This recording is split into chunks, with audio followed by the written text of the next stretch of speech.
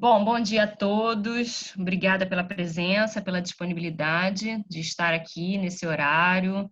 Para quem não me conhece, né, eu sou a professora Bruna Alcar, do Departamento de Comunicação da PUC-Rio. E a gente vai dar continuidade, então, a essas jornadas da comunicação, que é essa série de diálogos com o mercado, que foi organizada pelo Departamento de Comunicação.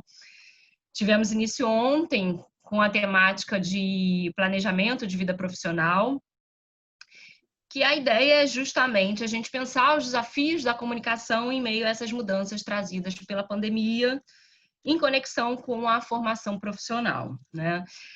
Hoje, o nosso objetivo aqui é conversar sobre os rumos do audiovisual, né? Pensar o audiovisual aí como um vetor de cidadania, como uma ferramenta importante para a composição de uma sociedade mais sustentável, né? E para isso a gente convidou duas referências, né, da produção audiovisual brasileira, meus colegas aqui do Departamento de Comunicação, o professor André Trigueiro, jornalista, né, idealizador do nosso curso de Comunicação e Meio Ambiente. O André, ele é apresentador dos programas Cidades e Soluções, da Globo News, e Estúdio I, também repórter da TV Globo, onde ele apresenta eventualmente o Jornal Nacional, que é o maior jornal, né, do Brasil, de maior audiência, importância. O André também é autor de inúmeros livros que gravitam em torno da temática e do meio ambiente, já foi inúmeras vezes premiado por sua atuação jornalística, né? É impossível eu relatar aqui o extenso currículo dos nossos convidados, né? Também convido aqui o professor Luiz Nachibim, que ministra as disciplinas Telejornalismo e Laboratório de Telejornalismo. Nachibim é um dos precursores do videojornalismo aqui no país, filmou e dirigiu mais de 200 documentários. Em 2001, ele se aventurou e cruzou toda a Rússia numa viagem solitária, retratando tudo em imagens para o programa Globo Repórter. Também filmou e dirigiu séries importantes como Passagem Para, o Entre Fronteiras, que já foram exibidas em várias emissoras do mundo. E, recentemente, em meio à pandemia, né, agora há pouco, o Nachibim foi para os Estados Unidos documentar o movimento Black Lives Matter e a questão do racismo na sociedade norte-americana. Então, vocês já puderam ver que é um encontro aí muito rico, né? Só da gente conhecer um pouquinho das experiências desses dois professores profissionais, né? Então, antes de passar a palavra a eles, eu só queria ressaltar aí um pouco o que essa dupla tem em comum, né? Porque são profissionais com um olhar absolutamente sensível, né? E atento para essa relação, para a relação do homem com o planeta, né? Com o que nos cerca, nessa busca incessante aí por histórias de vida que retratem um pouco essa diversidade cultural, nessa relação do homem com o meio ambiente. Então, eu queria começar, vou pedir para o Nachibim contar um pouquinho como é que foi essa aventura, né, Nachibim? Que, na verdade, você quebrou a quarentena, de alguma forma, né, se expôs, mas em nome, talvez, dessa crença, né, dessa veia profissional que entende que a imagem é justamente essa plataforma, essa ferramenta de visibilidade para certas questões sociais, né? E aí, com a sua câmera, você tem aí um importante registro de uma problemática estrutural, que é a questão do racismo. Queria que você começasse contando um pouquinho dessa experiência. Bom dia a todos, bom dia Bruninha, bom dia André. Obrigado, Bruninha, pelas suas palavras. Gosto muito do adjetivo sensível, né? Quando você usou a palavra sensibilidade. Tomara que a gente tenha bastante, né, André? Bastante sensibilidade. Eu brinco com os meus alunos constantemente, aí na PUC não, porque você não está na PUC, olha o ato falho. Lá na PUC, brinco constantemente, infelizmente, estamos todos em casa. Brinco dizendo que, claro, além da honestidade, do compromisso com a ética, talvez a maior virtude do jornalista seja a sensibilidade. E eu tento fazer com que a minha sensibilidade, baixa ou alta ou mediana, de alguma forma, me guie pelo mundo. Eu fiquei, como acho que quase toda a humanidade, pasmo com as imagens do dia 25 de maio, do assassinato do americano negro George Floyd na cidade de Minneapolis. Passei a me sentir endosse-o aqui em casa. Foi uma decisão muito, muito, muito difícil. Cheguei a emitir o bilhete para viajar para os Estados Unidos. No mesmo dia eu cancelei o bilhete porque achei que seria uma loucura. No meio da pandemia, sair do Brasil para outro país em que a pandemia é um problema mais do que gravíssimo, né? É um problema grave em todos os lugares do mundo, mas no Brasil e nos Estados Unidos, como sabemos, é um problema mais do que gravíssimo. Mas a veia jornalística falou mais alto e eu precisava, de alguma forma, ver o que estava acontecendo, documentar o que estava acontecendo. Seria um movimento? Eu acho que é muito mais do que um movimento, o Black Lives Matter. Existe um bordão, um dos vários bordões, né, do movimento, não consigo respirar, I can't breathe, e tantos outros. Perdão. Um deles é This is not a moment, it's a movement. It's a movement, not a moment. É um movimento, não um momento. Quando eu cheguei nos Estados Unidos, ouvi com muita frequência a palavra revolução, palavra que eu adoto também com frequência no meu discurso, palavra da qual eu gosto. Ouvia também uma palavra tanto mais forte, que me afligia, que é guerra. O país está em guerra, uma guerra quente nas ruas e fria ao mesmo tempo.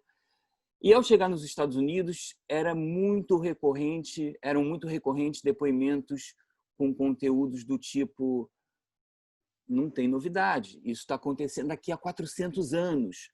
Ou então uma jovem que eu entrevistei no bairro, digamos, mais afro, né, com mais representatividade negra, em Orlando, que me disse: olha, eu já quase fui massacrada por policiais. Aqui no meu bairro isso acontece, não vou dizer todo dia, depoimento dela, com aspas. Isso não acontece todo dia, mas acontece toda semana. Eu já vi gente sendo espancada, negros sempre sendo espancados, maltratados, torturados por policiais brancos.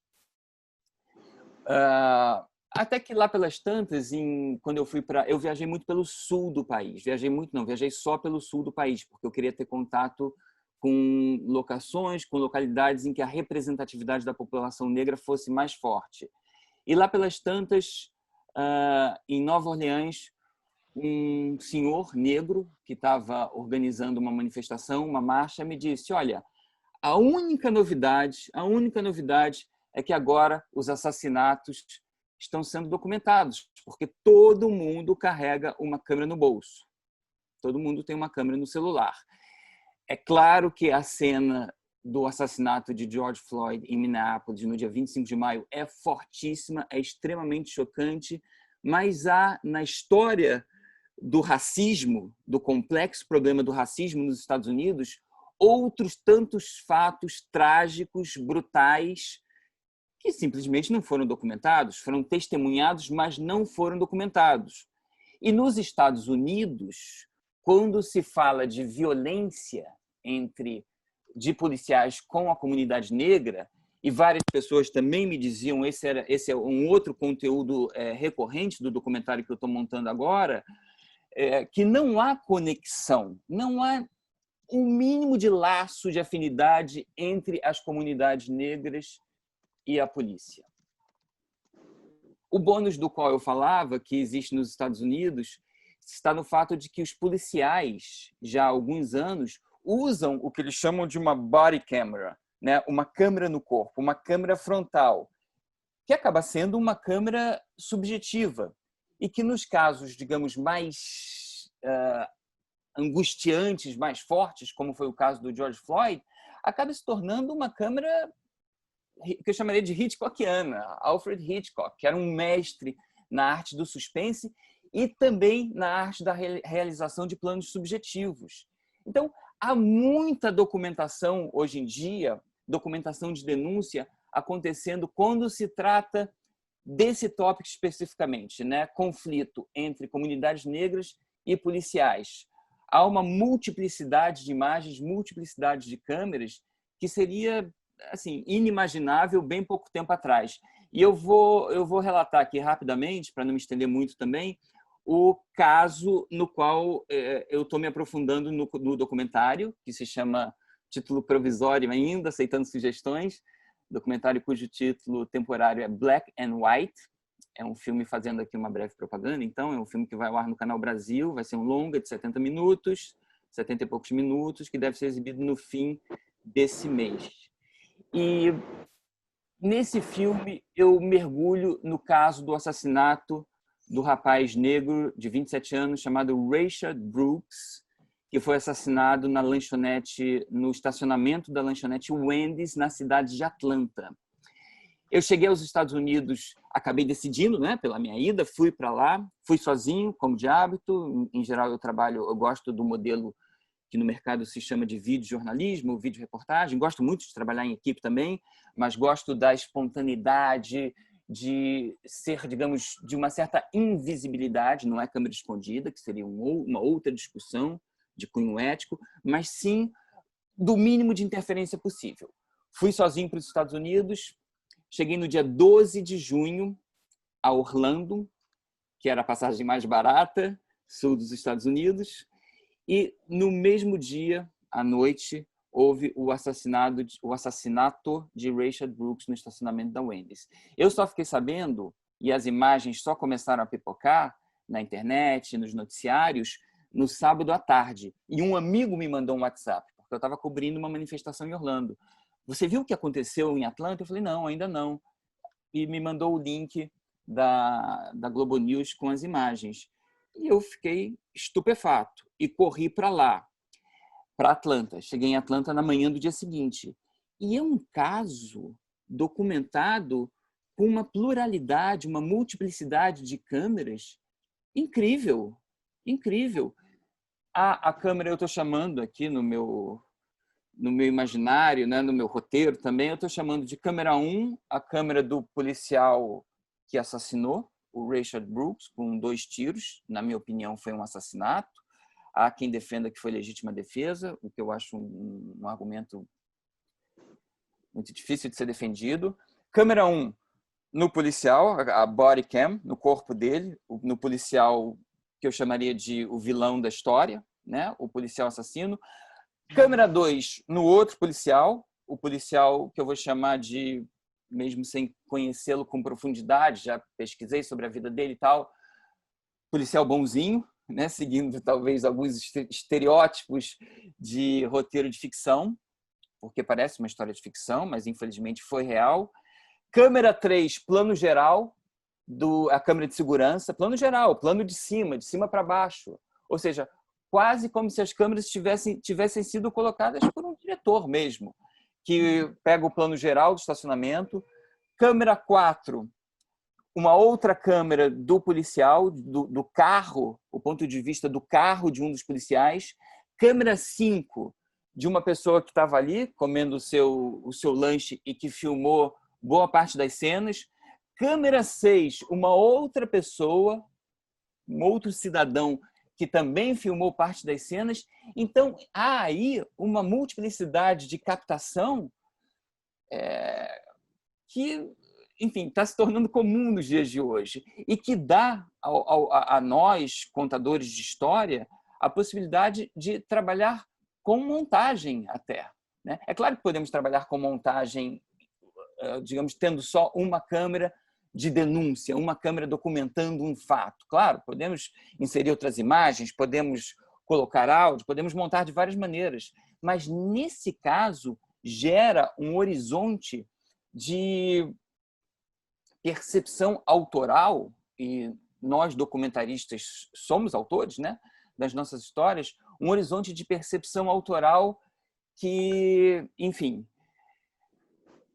é muito bacana, ao mesmo tempo que é, de certa forma, trágico, porque, né, estamos lidando com fatos muito sérios, que são a relação, né, entre, que é o racismo, que é a relação complicada, complexa, historicamente complexa, entre polícia e comunidade negra nos Estados Unidos.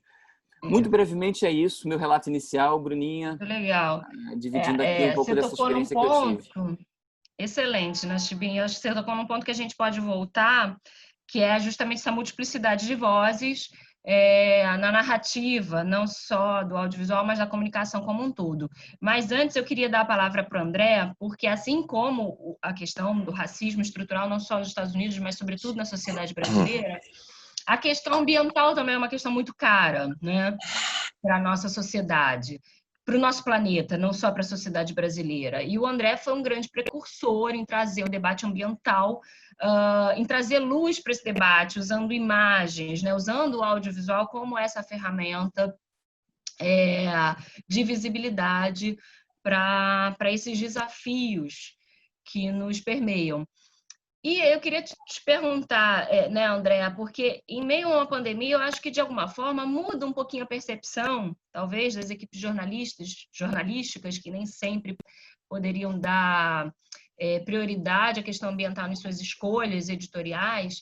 Com a pandemia, muda esse olhar. A sociedade hoje percebe que a gente precisa de uma sociedade, de um universo sustentável. Bom dia a todos, obrigado pelo convite. É sempre um prazer ouvir o Nachibim, parceiro que eu conheço há tantos anos, sou fã, grande amigo. Depende do que você chama, Bruna, de meio ambiente. Porque se houver ainda a confusão que eu, há 16 anos na PUC, milito, que não haja confusão semântica de que meio ambiente é sinônimo de bichinho, floresta, de fauna e flora, você vai ter um recorte meio pobre, de uma visão sistêmica, mais abrangente, mais, eu diria, profunda e com cara de século XXI. A pandemia escancara a desigualdade. E a desigualdade nos atinge visceralmente no Brasil. Então, sim, é um vexame no Brasil a gente ter essa exposição ao coronavírus em lugares onde há o que o IBGE chama de aglomerado subnormal, favelas, que a gente não consegue entender por que um direito constitucional à moradia digna não é respeitado por prefeitos, governadores e presidentes de diferentes partidos, historicamente. Nós normatizamos a favela. E eu não estou aqui querendo ser interpretado como se a favela fosse um problema em si, no sentido de que a solução seria a remoção ou urbanização radical.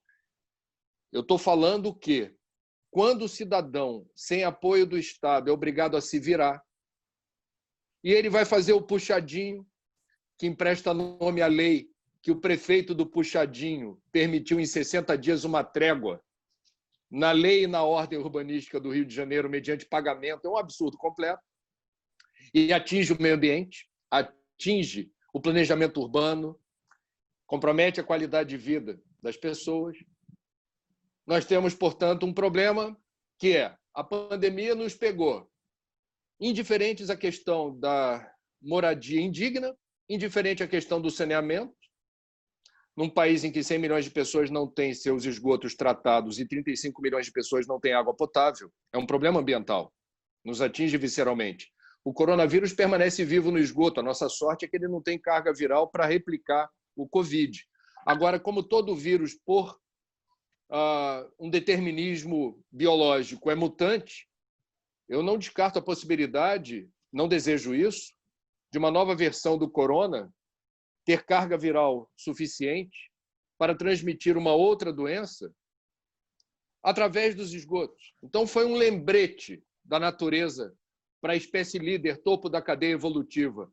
Se liga, porque dessa vez eu vou dar uma trégua para vocês, não permitindo a transmissão pelos esgotos.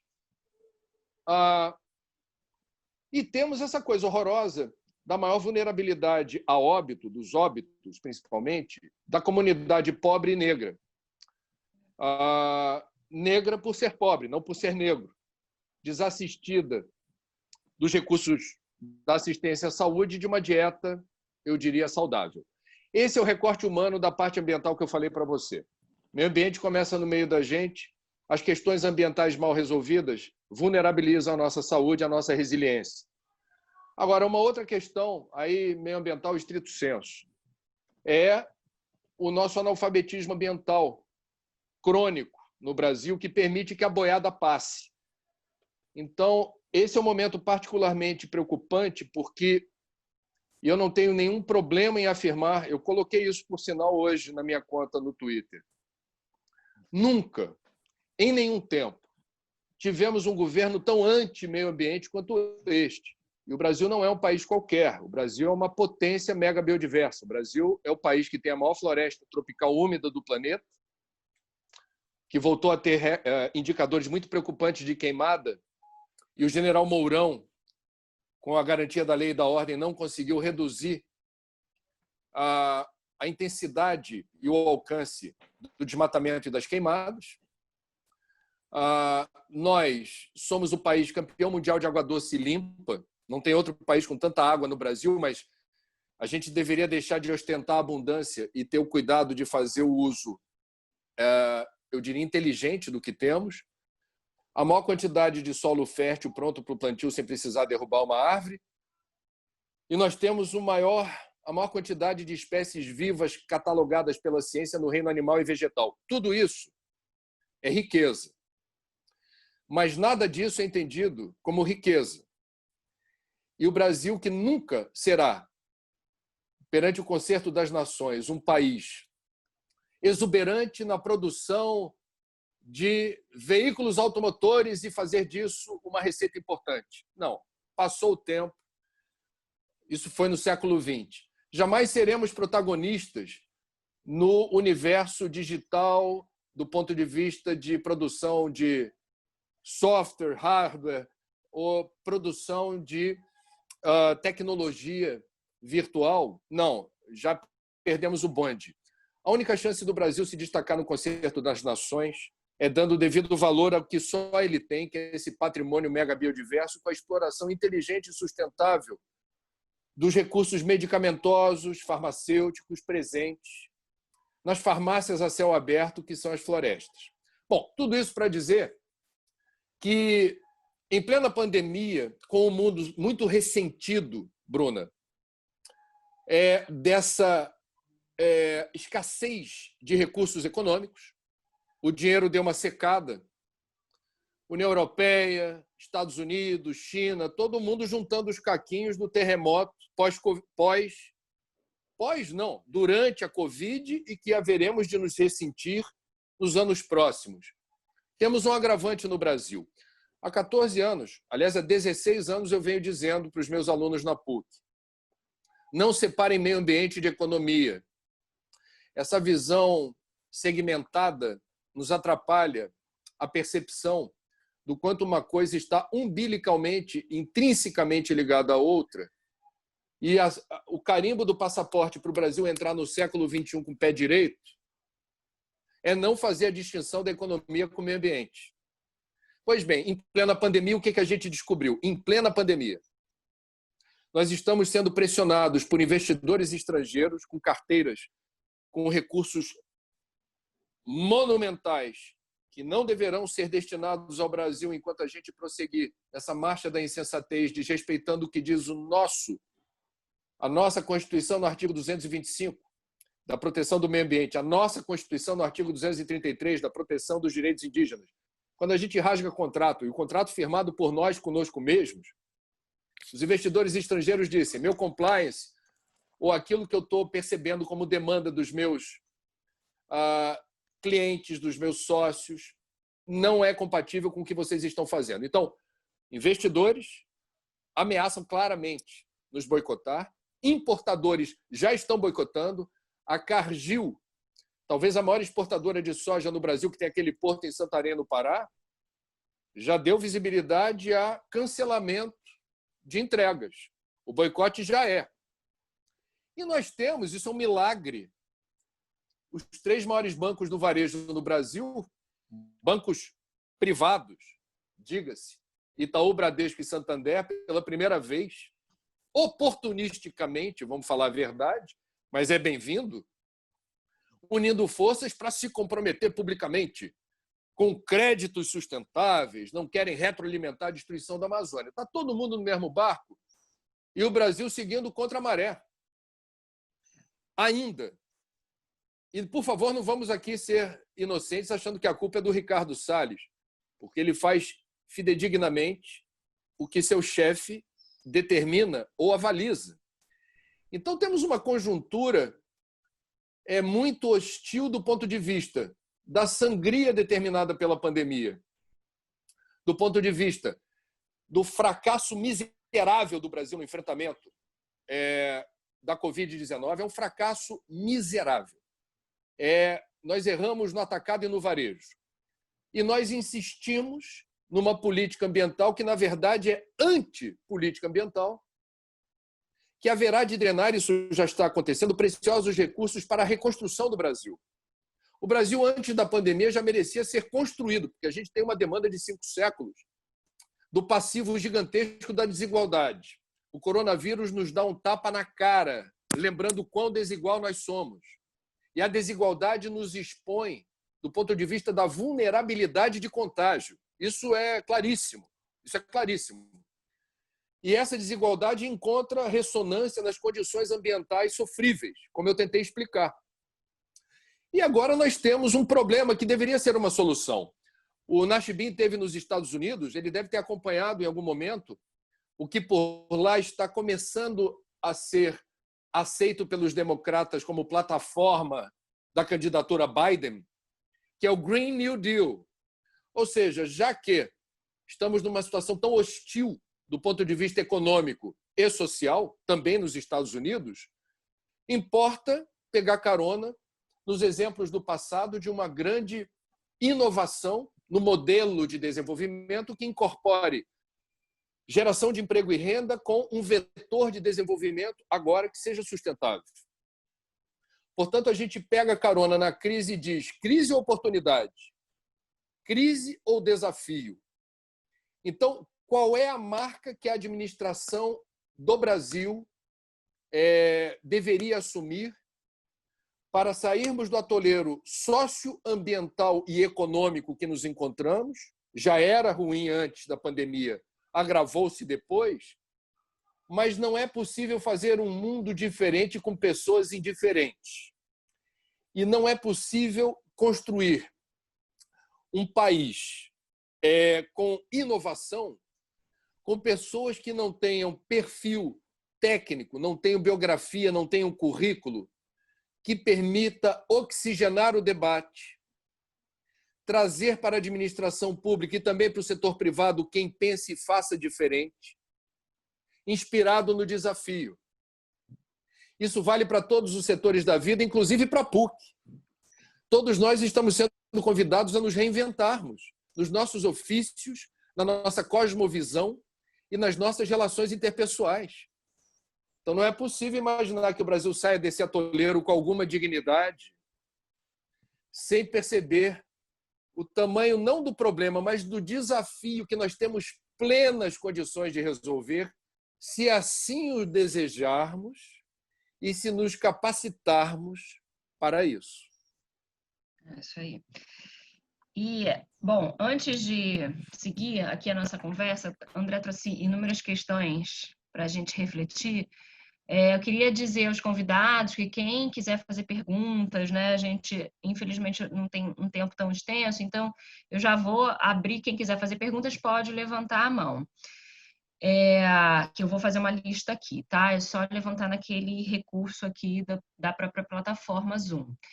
Bom, então eu queria que você ponderasse, de alguma forma, para trazer para essa temática desse nosso encontro, como é que a televisão, né, o audiovisual como um todo, mas particularmente a televisão que tem esse papel tão ativo na agenda, no cotidiano do brasileiro, pode contribuir justamente para essa redução de desigualdade, para abrir os olhos, para que a gente se una como sociedade nas nossas relações interpessoais e construa aí um futuro mais sustentável. Você falou você, mas não falou quem? Desculpa, André. Ou na Chibi também. Pode seguir, André. Pode seguir, depois eu emendo. Bom, vamos lá, muito rapidamente. Primeiro, eu queria deixar claro que eu não falo aqui pela televisão onde eu trabalho. Aliás, pelas televisões onde eu estou prestando serviço. Eu vou falar como pessoa física. Eu penso que a televisão, antes, obviamente, já não estamos situando historicamente a pandemia. No século XXI, os veículos formais de comunicação, o jornalismo no século XXI, tem sim uma função de curadoria. Há uma profusão de informações. Eu me lembro estudante do Colégio de Aplicação da UFRJ, indo para as ruas pedir pela democratização dos meios. Realizamos esse sonho. Agora, qual é o novo desafio?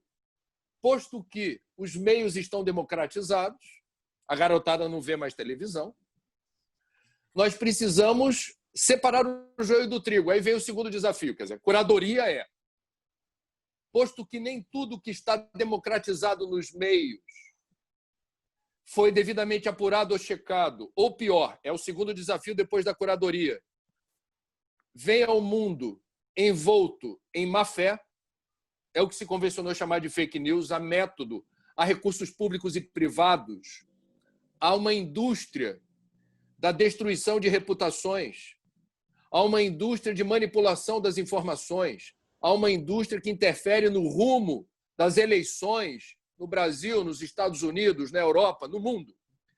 Então, mais uma vez, o jornalismo aí deveria cumprir essa função, e está cumprindo em alguns casos, de denunciar abertamente o fake news e marcar a diferença entre o que é erro e o que é fake news. Errar é humano, todos nós erramos. Fake news é o erro deliberado, com método, recursos públicos e privados, quadrilhas criminosas sabotando a democracia. É uma função do jornalismo no século XXI e da televisão. Por último, mas não menos importante, no caso da televisão, ela vai precisar e já está enfrentando o desafio de, no século XXI, ser outra coisa que não a televisão do século XX. Ela vai ter que dialogar com outros meios, ela vai ter que descobrir outras formas de interagir com o seu público. Ela vai ter que descobrir como se financiar se o patrocínio migrar para a internet, que ainda é um assunto um tanto nebuloso. Não há muita clareza no meio publicitário se vale a pena ou não certas migrações assim, tradicionais, a destinação da publicidade, onde eu quero anunciar. Nós temos uma cultura que está se formando na direção de algo diferente. E a televisão no Brasil é forte. A TV aberta no Brasil é forte ainda, mas isso está muito vinculado a uma geração que se acostumou com a televisão. As novas gerações provavelmente não terão, a televisão não terá o mesmo apelo. E esse é o desafio, prospecção de cenário. Mas eu não sou pitonisa, eu não tenho esse expertise. Apenas eu acho que, no caso do jornalismo, chega muito bem, o Nachibin faz isso muito bem, é o jornalismo multiplataforma. Quer dizer, a gente tem que estar preparado, e a PUC também deve se sentir desafiada a qualificar os alunos para um jornalismo que joga nas 11. Ou seja, mídia impressa, mídia eletrônica, rádio, TV, internet, e vou me preparar para realizar meu sonho de fazer os meus documentários com a mochila nas costas, os equipamentos na mão, inspirado no Nachibin. Eu preciso saber como é que se faz isso. Então, século XXI é multiplataforma. E isso também é muito delicioso. Eu, quando me formei, era para trabalhar em 4 televisões abertas, no máximo, que tinham no Rio de Janeiro. A mídia impressa ainda tinha força, poder e prestígio. E as rádios tinham ainda alguma... Tinham, não. Continuam tendo, mas eram melhor cacifadas do ponto de vista da resiliência econômica. Hoje o leque se expandiu e os desafios e responsabilidades também. Estudamos juntos no Colégio de Aplicação da UFRJ, André. Né? E fomos colegas, somos contemporâneos da reportagem na Globo. Você trabalhava na Editoria Rio, eu trabalhava no Esporte. E só complementando o que o André dizia, me lembrei agora com imensa saudade do nosso querido professor Miguel Pereira, falecido professor do nosso departamento. Eu fui aluno dele, eu fiz jornalismo na PUC, que dizia, me lembro tanto do Miguel falando disso, que o jornalista tem que saber trabalhar na adversidade.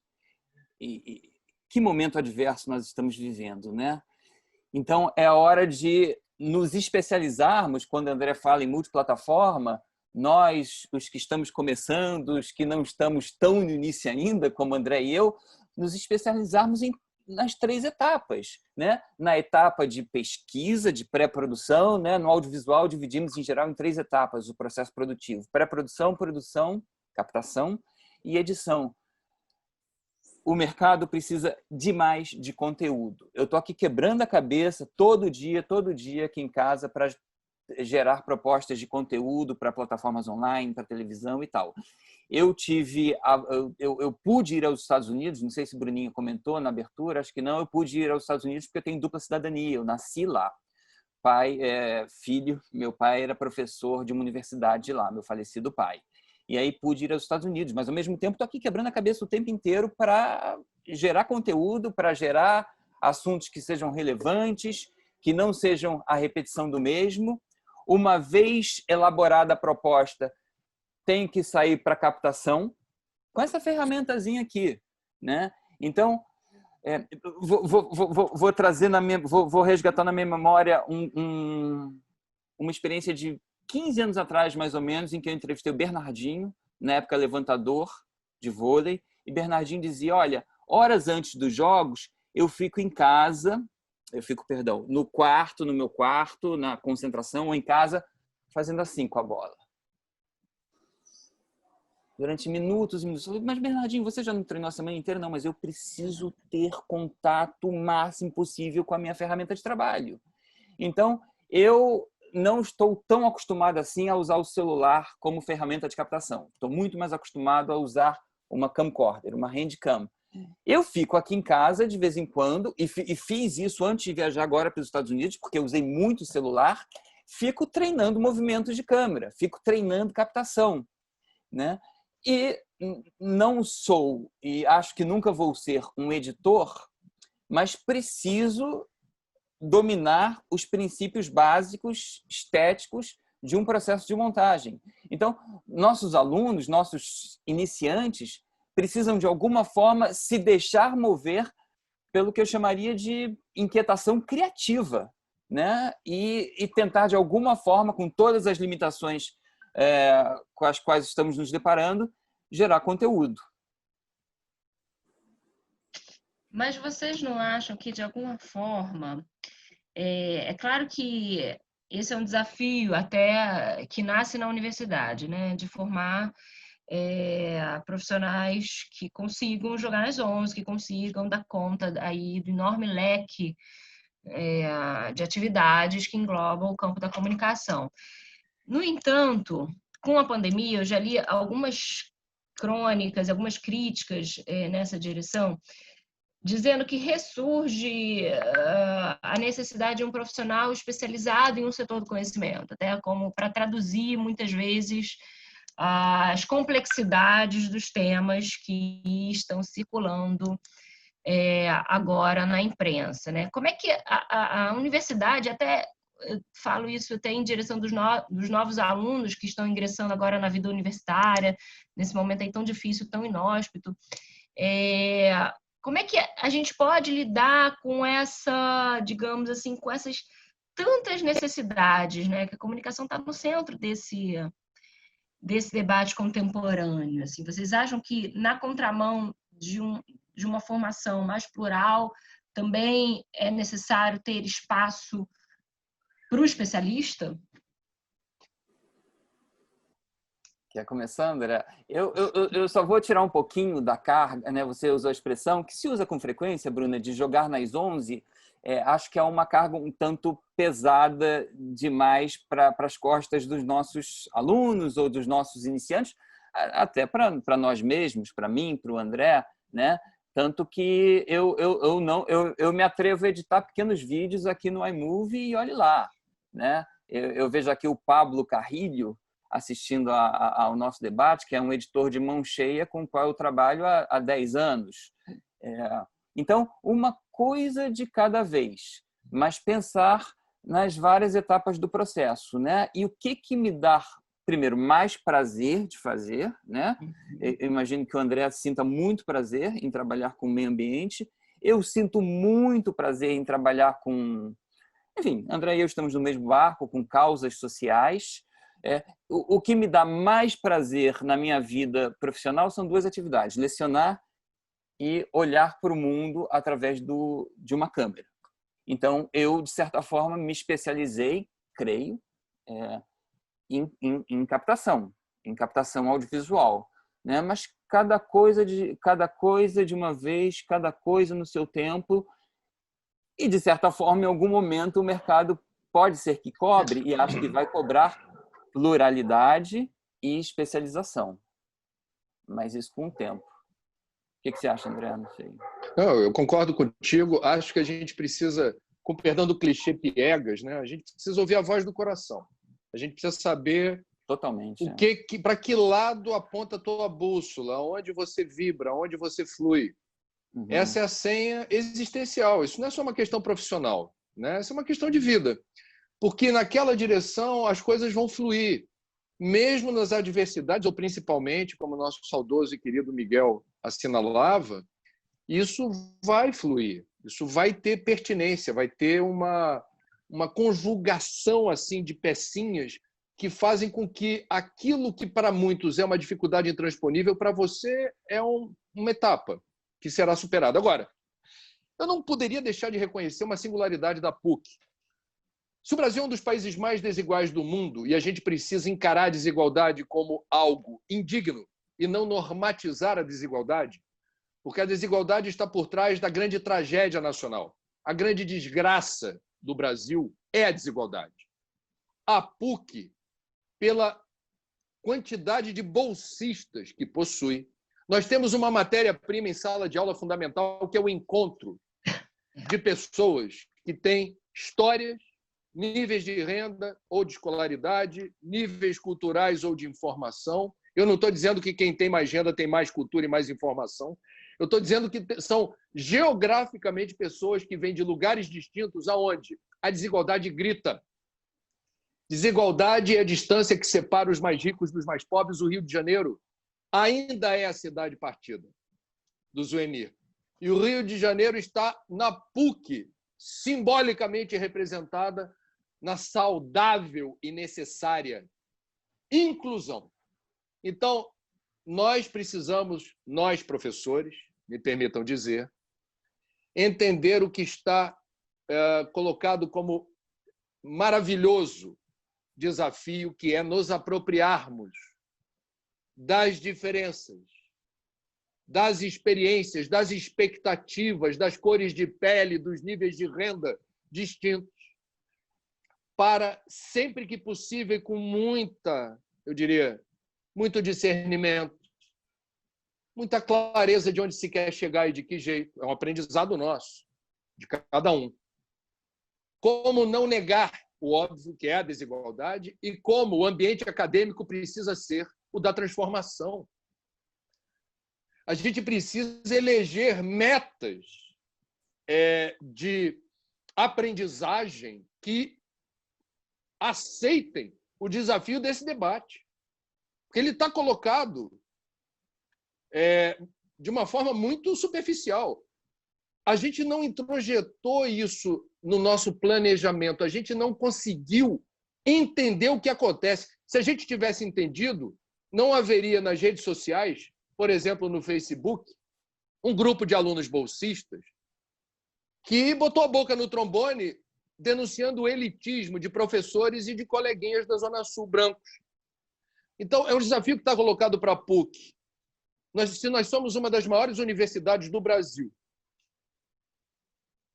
por pesquisa, aferição de dados metodológicos, nós precisamos fazer jus à condição da PUC, dessa singularidade acadêmica, dentro de desafios que precisam ser encarados de frente com justiça, inteligência e ética.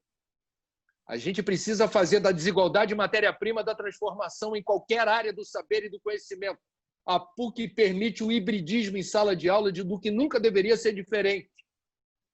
E a gente precisa estar atento a isso. Você está mais atento.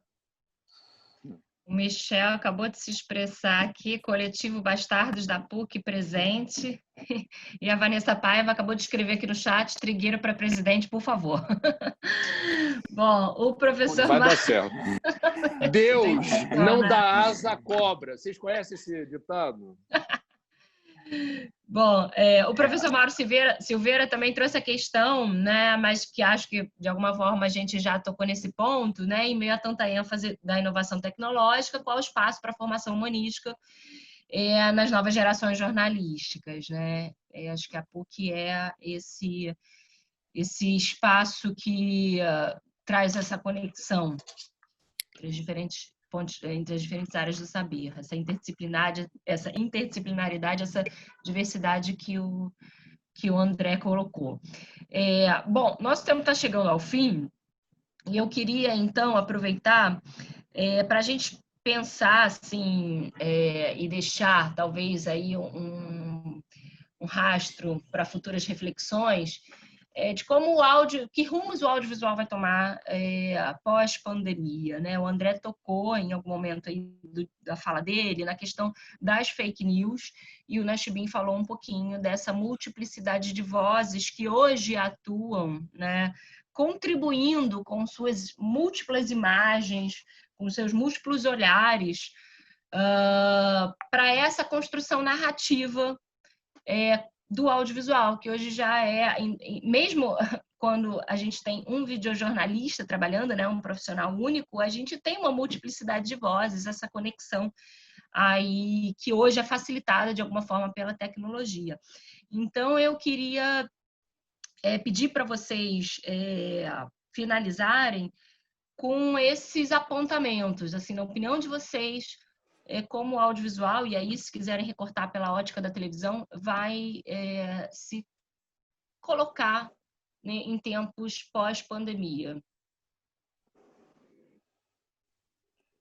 Quer começar, Nachibin? Eu começo, então. Uma reflexão. Estava aqui esperando o André, tal, 2 ex-capianos. Eu vejo o audiovisual como ferramenta fundamental para a revolução social, socioeconômica, da qual o André tão bem falou, tanto enfatizou. Black Lives Matter, em última instância, é um movimento social, né? Um movimento que luta contra, em última instância, repito a expressão, contra a desigualdade social, né? Muitos dos negros, vários e vários que eu entrevistei, falavam, olha, nós não temos recursos para abrir a nossa própria lojinha de bairro. Então, nós temos que trabalhar para os outros. Quando teremos financiamento para ter os nossos próprios negócios? Quando seremos reconhecidos? Quando teremos mais oportunidades? Eu vejo o audiovisual, não sei se eu estou sendo muito romântico, mas eu vejo o audiovisual como ferramenta de revolução social.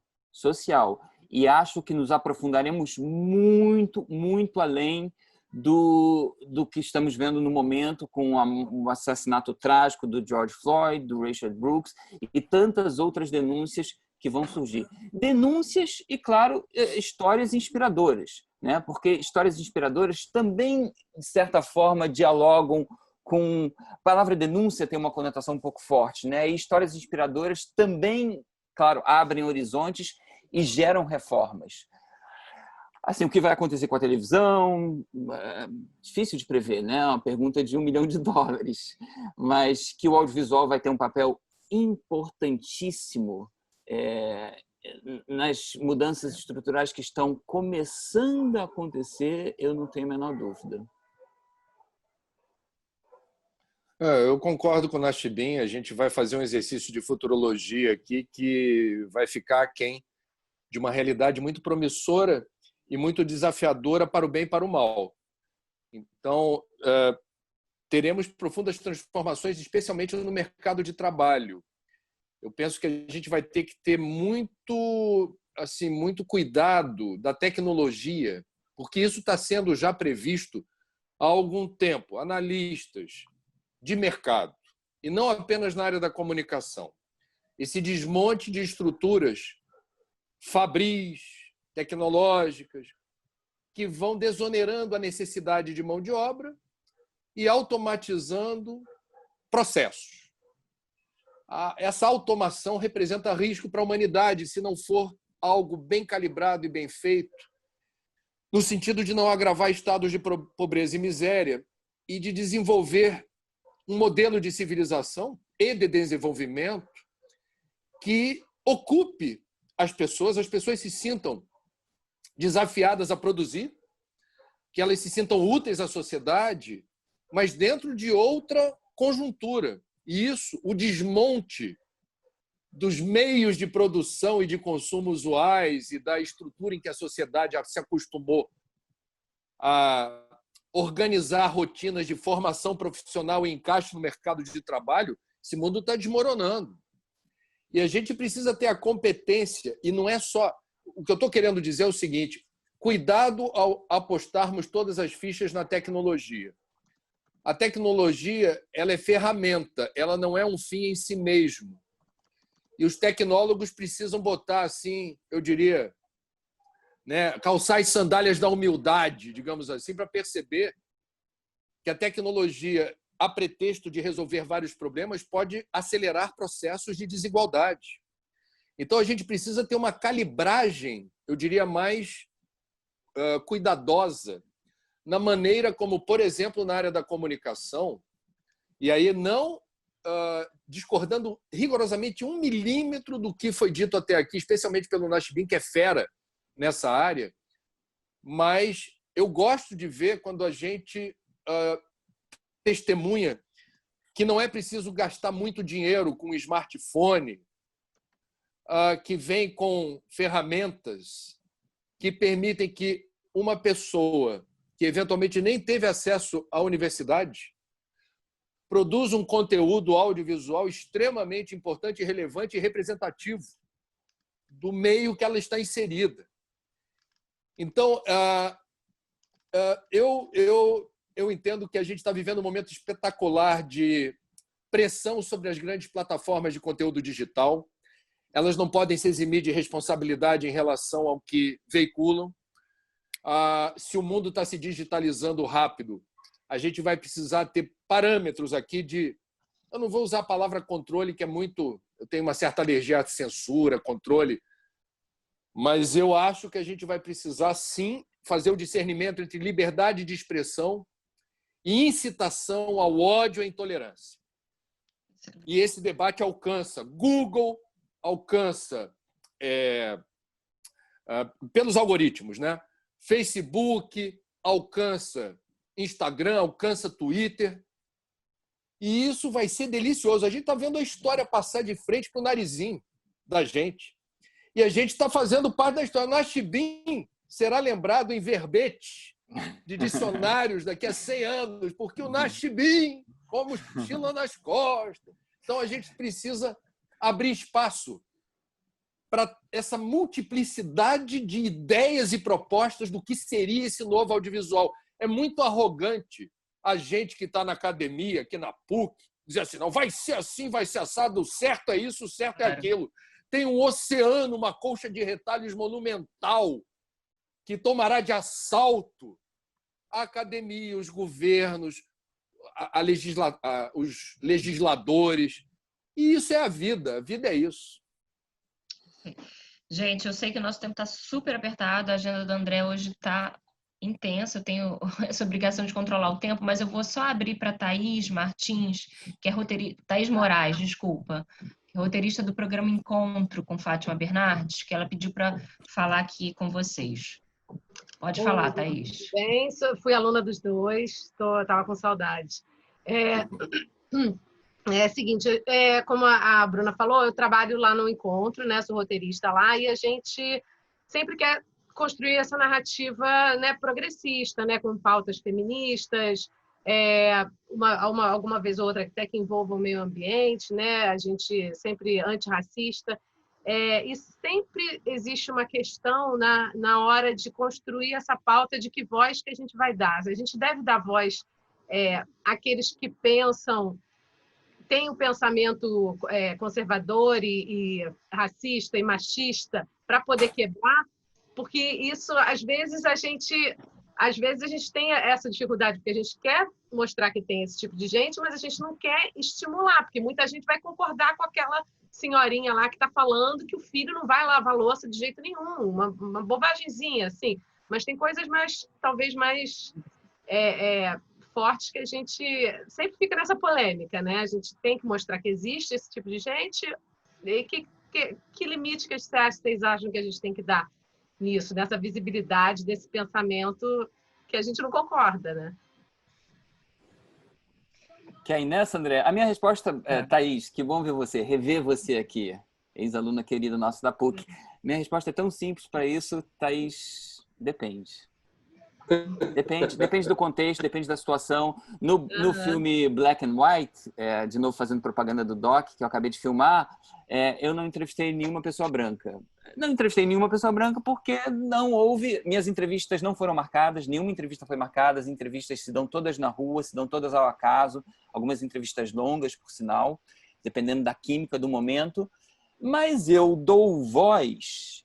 Eu adoro road movie, então quando eu estou no ônibus indo de Atlanta para Nova Orleans, de Nova Orleans para Orlando, eu filmo paisagens pela janela e dou voz em off a ninguém menos que Donald Trump. Dei voz a uma figura que eu considero extremamente racista, sexista, etc, etc, etc.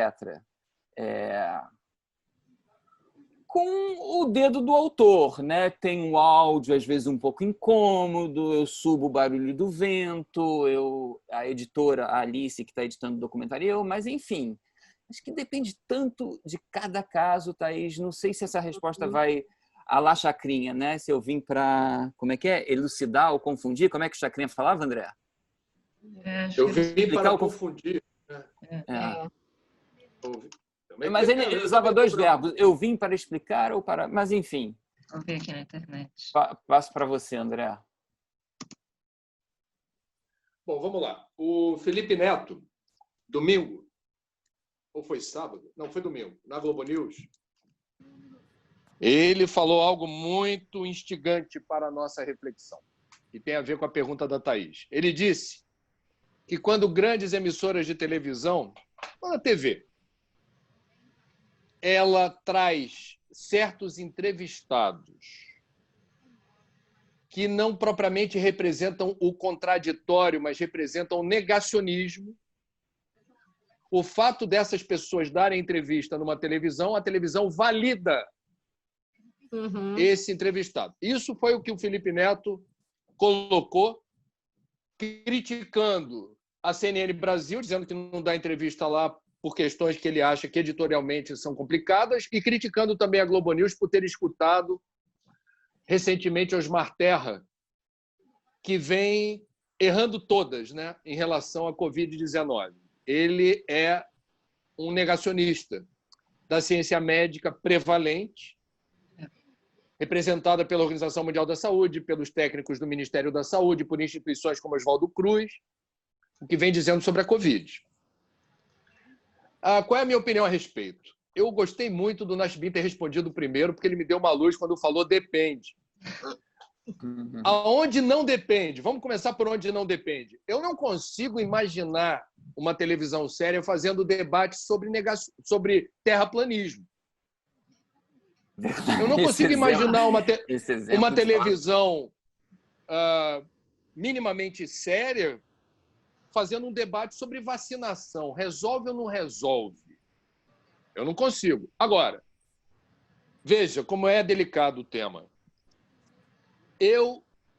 A minha colega Sônia Bride e outros mais ligados à área ambiental, por vezes somos patrulhados com gente que diz assim: por que não faz um debate reservando o mesmo tempo para quem diz que o aquecimento global existe e outro representando o negacionismo climático? Porque a resposta rápida seria porque este debate poderia sinalizar para o telespectador que há, digamos, alguma dúvida ou há uma representação na comunidade científica homogênea entre os que afirmam a existência do aquecimento global e os que negam. É acachapante a desproporção de cientistas que afirmam categoricamente que o aquecimento global já é, e isso em todos os países.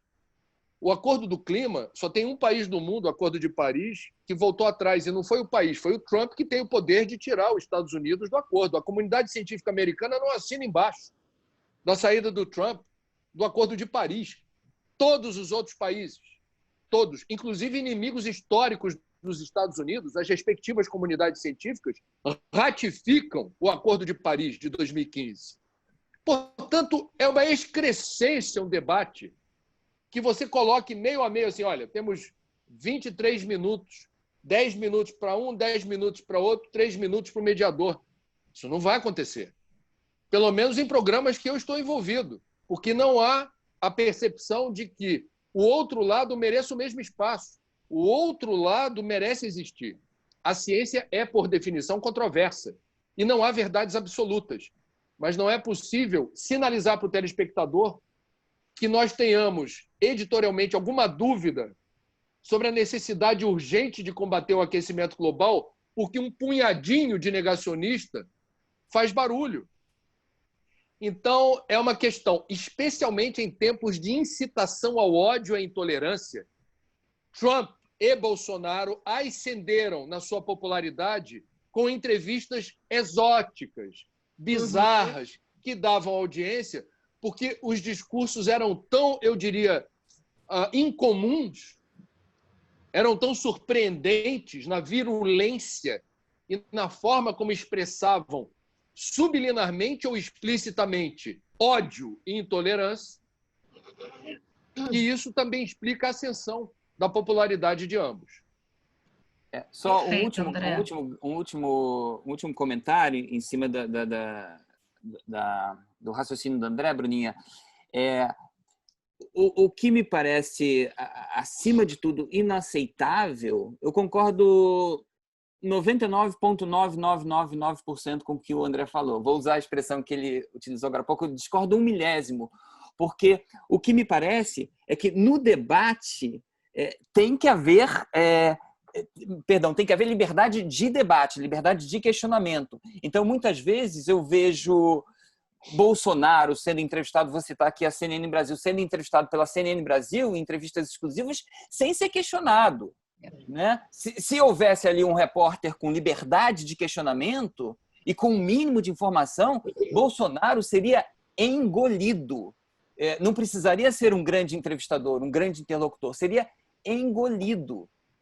Então, esse meu milésimo de discordância é para dizer que muitas vezes pode ser interessante que os negacionistas sejam engolidos. Isso pode fazer bem também. Concordo.